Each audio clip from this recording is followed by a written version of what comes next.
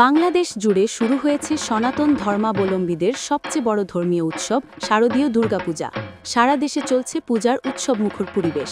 প্রতিটি মণ্ডপে এখন আলো ঝলমলে সাজসজ্জা, ঢাক ঢোলের শব্দ আর ভক্তদের উচ্ছ্বাস। ভগবানের পূজা দিয়ে আমরা পুষ্পাঞ্জলি এই যে শেষ হইল, এখন আমরা বিভিন্ন মন্দিরে ঘুরছি, ঠাকুর দেখছি, ভালো লাগছে। এবার দেশের প্রায় ৩২,০০০ পূজা মণ্ডপে অনুষ্ঠিত হচ্ছে দুর্গাপূজা। রাজধানী ঢাকায় মণ্ডপের সংখ্যা ১,০০০-এর বেশি। প্রতিটি মণ্ডপেই শেষ মুহূর্তে সাজসজ্জা চলছে। শিল্পীরা প্রতিমায় তুলছেন রঙের শেষ আঁচড়, আর ভক্তরা ভিড় জমাচ্ছেন প্রতিমা দর্শনে। ভক্তদের মতে দুর্গাপূজা শুধু ধর্মীয় উৎসব নয়, বরং এটি মিলন মেলারও একটি বিশেষ উপলক্ষ। আমাদের বেদে বলা আছে একম এব দ্বিতীয়ম, ঈশ্বর এক এবং অদ্বিতীয়। এই যে বহু হতে পারেন, এই বহু থেকেই আমাদের এই প্রকৃতির পুজো। পরিবার, পরিজন, আত্মীয় স্বজন ও বন্ধুদের সঙ্গে আনন্দ ভাগাভাগি করার মুহূর্ত হয়ে ওঠে এই উৎসব। অনেকে মণ্ডপে আসছেন প্রার্থনা করতে, কেউ বা আসছেন আনন্দ উৎসবের আবহ অনুভব করতে। আগামীকাল বিসর্জন, তো এটা নিয়ে একটু মন খারাপ। কালকে একটু সিঁদুর খেলা করব, ফ্যামিলিদের সাথে শাড়ি টাড়ি পরে ঘুরবো, আউটিং, ফান।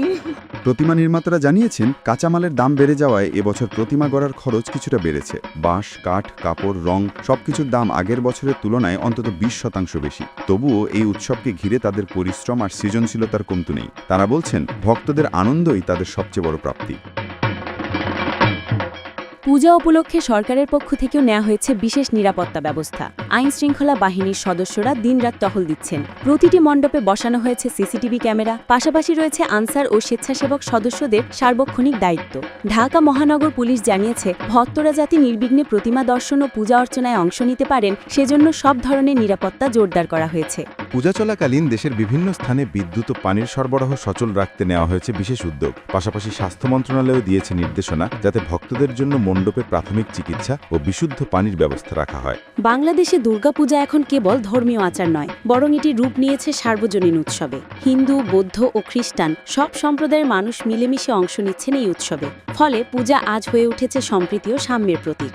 পূজার দিনগুলোতে সকাল থেকে শুরু হয় আরতি, মন্ত্রোচ্চারণ ও ধর্মীয় আচার, আর সন্ধ্যা নামতেই মণ্ডপগুলো রঙিন হয়ে ওঠে আলোয়।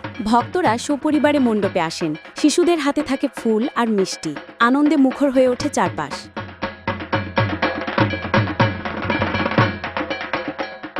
ভক্তদের প্রার্থনা, আনন্দ আর সম্প্রীতির এই বার্তাই যেন ছড়িয়ে পড়ে সর্বত্র।